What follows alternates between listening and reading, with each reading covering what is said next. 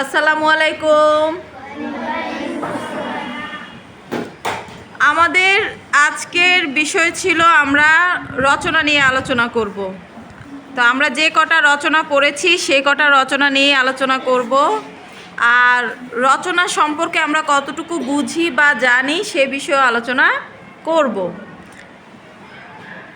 প্রথমে আমরা আমাদের বিদ্যালয়ে রচনাটা যে শিখেছি, কিভাবে শিখেছি, কতটা পয়েন্ট নিয়ে শিখেছি একটু শুনি ফারিনের কাছ থেকে। ফারিন বলো।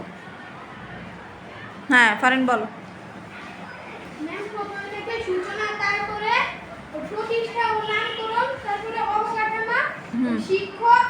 অবকাঠামো, শিক্ষক ও শিক্ষা ব্যবস্থা, অন্যান্য কার্যক্রম, ফলাফল, খেলাধুলা ও উপসংহার। আচ্ছা, খেলাধুলা ও বিনোদন এই শব্দটা দিলে ভালো হয়, কারণ আমরা খেলাধুলার পাশাপাশি অনেক সাংস্কৃতিক আয়োজনও করি। খেলাধুলা ও বিনোদনের অংশ। হ্যাঁ হ্যাঁ শিওর। এবার সামি বলো, তুমি কি কি লিখেছো পয়েন্ট?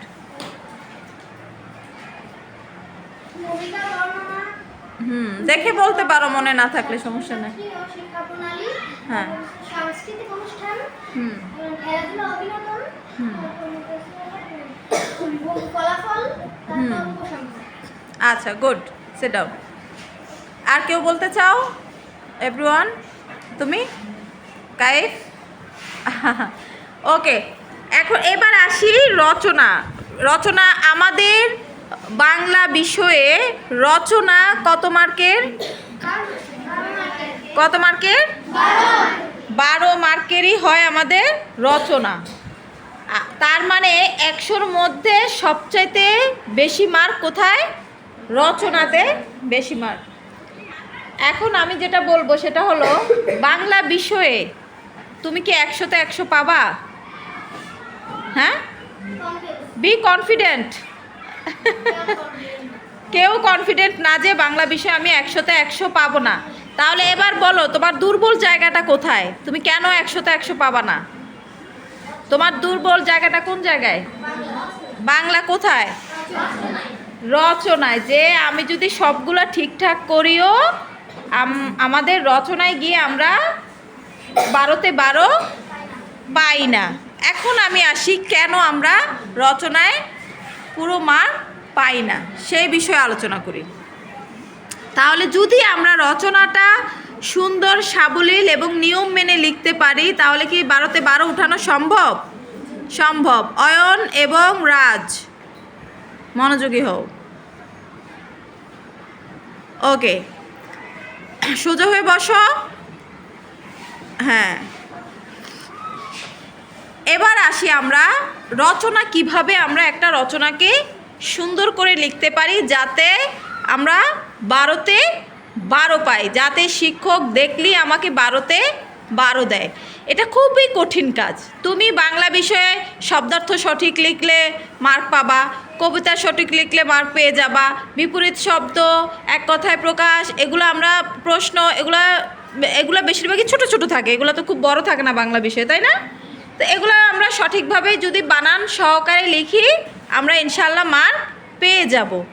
কিন্তু রচনা যতই সঠিকভাবে আমরা লিখি না কেন, দেখা যায় রচনায় আমাদেরকে শিক্ষকরা 12-তে 12 দেয় না। এটা কেন দেয় না? হোয়াই? অথচ রচনাটা সবচাইতে বেশি সময় নেয়, সবচাইতে বেশি কষ্ট হয় লিখতে, তাই না? হ্যাঁ হ্যাঁ শিওর বাবা। কে মারতেছে? তোমাদেরকে আমি এই যে এইভাবে সেটিংস করেছি ক্লাসরুম, যাতে তোমরা এই দুষ্টুমনিটা করতে না পারো, কিন্তু সেই একই কাজ তোমরা করে চলছো। এটা কি ঠিক? শোনো, তুমি যদি ক্লাসে মনোযোগী না হও তাহলে তোমার ক্ষতি হবে, আমাদের কিছু হবে। আর আমার তো 100% চেষ্টা থাকে তোমাদেরকে মনোযোগী করার জন্য। এবার শিখো তাহলে কিভাবে আমরা একটা পারফেক্ট রচনা লিখব। প্রথমেই আমরা রচনার যে ভূমিকা, না প্রথমেই যেটা করব মাথায় রাখবো, একটা বানানো ভুল হতে দেওয়া যাবে না। কি করতে হবে? একটা বানানো ভুল হতে দেওয়া যাবে না। আমরা কি করব? এমনভাবে লেখা শুরু করব, একটা বানানো যাতে ভুল না হয়, এই দিকে ফোকাস রাখতে হবে। কারণ দেখা গেছে একটা বানানোর জন্য তোমার 1 মার্ক কেটে দিবে, এত বড় লেখা যে লিখছো সেটা দেখবে না, কিন্তু ওই একটা বানান ভুল হলে কি করবে, 1 মার্ক তোমাকে কেটে দিবে। আরেকটা বিষয় হলো রচনার জন্য একদম ঘড়ি ধরে ধরে রচনার জন্য আলাদা টাইম কিন্তু হাতে রেখেই বাকি লেখাগুলো শেষ করতে হবে। কারণ রচনাটা অনেক বড়, যেহেতু রচনা লেখার পরেও যাতে আমাদের হাতে টাইম থাকে, আমরা যাতে আবার রিভাইজ দিতে পারি, আমরা যা লিখেছি দেখতে পারি, ওই সময়টা কিন্তু মেনটেন করতে হবে। কারণ আমাদের বাংলায় প্রচুর লেখা, তাই না? বাংলায় কিন্তু সবচাইতে বেশি লেখা। হ্যাঁ, এরপরে আমরা যেটা করব, ভূমিকা। যে কোনো রচনার সবচাইতে ইম্পর্টেন্ট 2টা পার্ট, কি কি? নো, ভূমিকা এবং উপসংহার। ভূমিকা এবং উপসংহার। ভূমিকাটা হতে হবে আকর্ষণীয়, ভূমিকাটা হতে হবে, অর্থাৎ আমি বুঝিয়ে বলি, ভূমিকাটা এমনভাবে লিখবা যাতে ভূমিকাটার মধ্যে একটা কিউরিসিটি থাকে। কিউরিসিটি মানে বোঝো? উৎসাহ। কিউরিসিটি মানে কি? মানে আরও জানার আগ্রহ, আরও জানার আগ্রহ। ভূমিকাটা হতে হবে কেমন?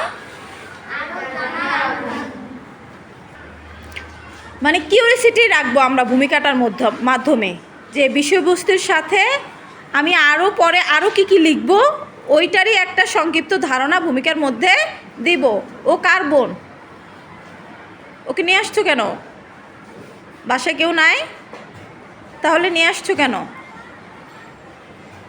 প্রয়োজন না হলে আনবা না, যদি কোনো বিশেষ প্রয়োজন না হয় আনার দরকার নেই। ওর ক্লাসরুমে ও ক্লাস করবে, তারপরে ওকে বাসায় দিয়ে আসবা, ঠিক আছে? বাসা তো তোমার কাছেই, কারণ এতে তোমার মনোযোগ নষ্ট হবে পড়ায়, তাই না? ছোটো বোন নিয়ে আসলে কি হয়, নিজের পড়ার মনোযোগটা নষ্ট হয়। আচ্ছা, এরপরে যেটা করতে হবে আমাদের, ওই যে আমি ভূমিকায় একটা আকর্ষণ রাখলাম, কি রাখলাম, ওই অনুযায়ী ভূমিকার পরের পয়েন্টটা আমি সিলেক্ট করব, যে ভূমিকার পরে আমার কোন পয়েন্টটা দিলে আমার ওই কিউরিসিটিটা আরও বাড়বে, উৎসাহটা কি আরও বাড়বে, কৌতূহল। কিউরিসিটি মানে কি? কৌতূহল। যাতে আমার কৌতূহলটা আরও বাড়বে যে পরে কি আছে। হ্যাঁ, ওইভাবে আমরা পয়েন্টটা নির্ধারণ করব।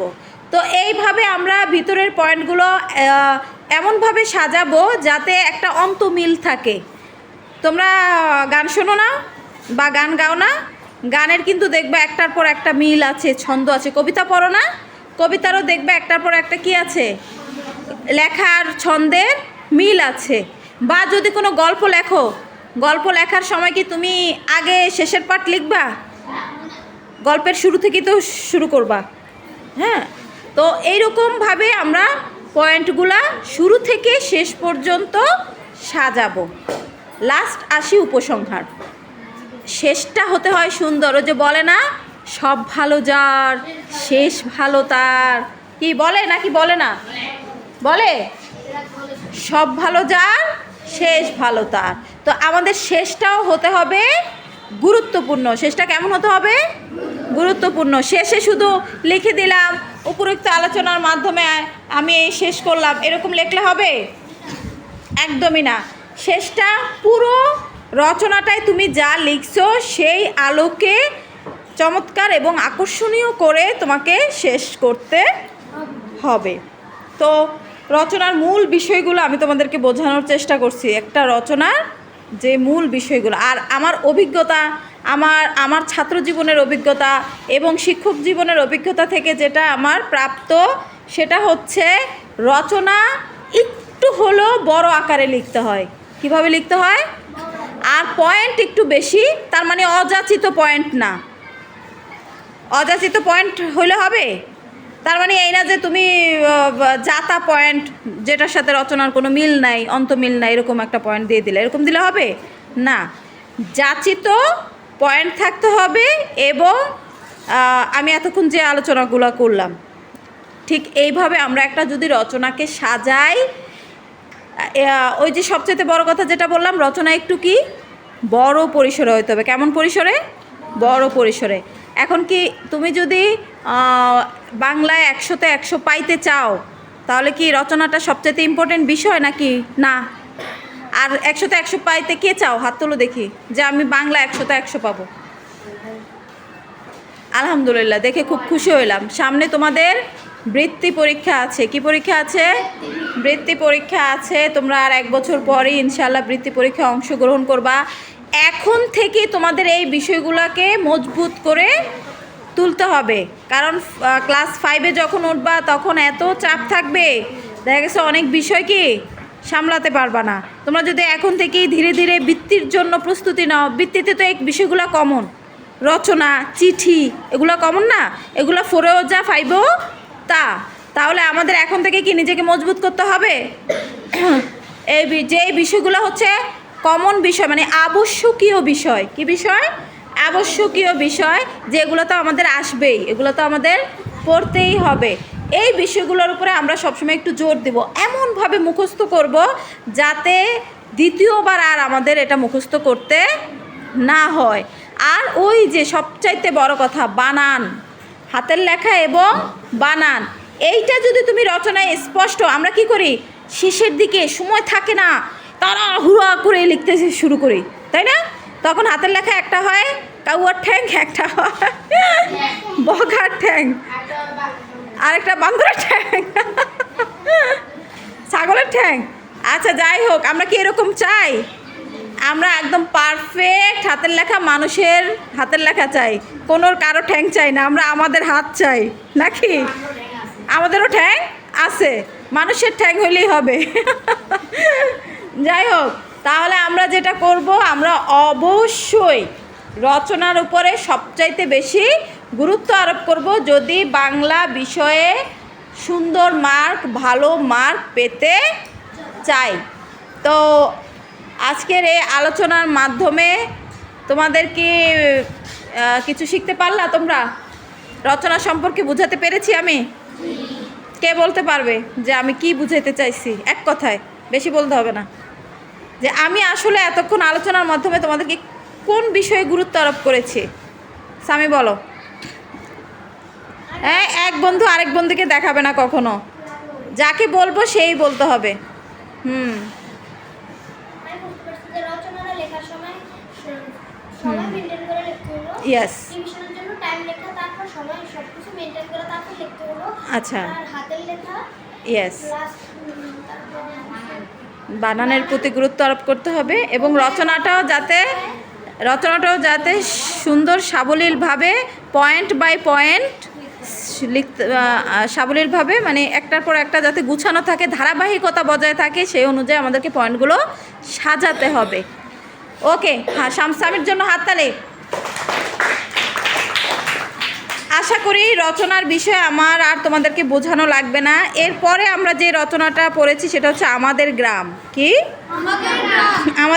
আমাদের গ্রামের পয়েন্ট এখন একজনে একটা করে পয়েন্ট বলবা। হ্যাঁ, শিওর। হ্যাঁ, বলো, ভূমিকা, একটার পর একটা বলো। বর্ণনা, বর্ণনা, তারপর গ্রামের জনসংখ্যা, কিরে কাইফ বল।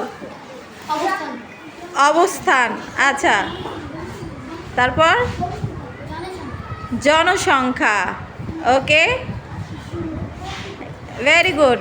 কি ব্যাপার, নিজের গ্রাম সম্পর্কে নিজে লিখতে পারো না? আমি তো এটা পড়াইছি তোমাদেরকে। গ্রামের প্রাকৃতিক সৌন্দর্য, প্রাকৃতিক সৌন্দর্য, আচ্ছা আচ্ছা, ওইটা বর্ণনায় আইসা পড়ে কিছুটা না? যাক, যদি বর্ণনা না লিখো, প্রাকৃতিক সৌন্দর্য আলাদাভাবে দিবা, কোনো সমস্যা নাই। তারপর গ্রামের অবস্থান, তারপর হচ্ছে গ্রামের অবকাঠামোগত বিষয়গুলো নিয়ে লিখতে পারো, যেমন আমাদের গ্রামে কয়টি হসপিটাল আছে, কয়টি বিদ্যালয় আছে, এই বিষয়গুলো। হ্যাঁ, এগুলো বর্ণনাতে চলে আসে, তাই না? হ্যাঁ, আচ্ছা আচ্ছা। এবং পারিপার্শ্বিক কি বলে, ওইটাও লিখতে পারো, কতজন হিন্দু আছে, মুসলমান আছে, এবং আমাদের গ্রামীণ সংস্কৃতি, এটা বেশি ইম্পর্টেন্ট।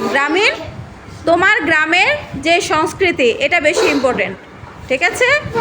তারপরে পেশা, তোমার গ্রামের মানুষের পেশা, এই সব মিলে তুমি যখন লিখবা দেখবা বিশাল রচনা হয়ে গেছে, ঠিক আছে? আচ্ছা, তাহলে আমরা আমাদের গ্রাম কালকে পয়েন্টগুলো ভালোভাবে লিখে আনবো, একদম বর্ণনা সহ। একজনে একটা লিখবা, আমি সবটা মিলিয়ে তোমাদেরকে একটা রচনা বানিয়ে দেব, ঠিক আছে? আমি একটা নেব। হ্যাঁ, যে কোনো একজনে একটা পয়েন্টের উপরে খুব সুন্দর করে লিখবা, ঠিক আছে? সবাই, এটা কিন্তু টাস্ক রয়ে গেল। ওকে, ধন্যবাদ।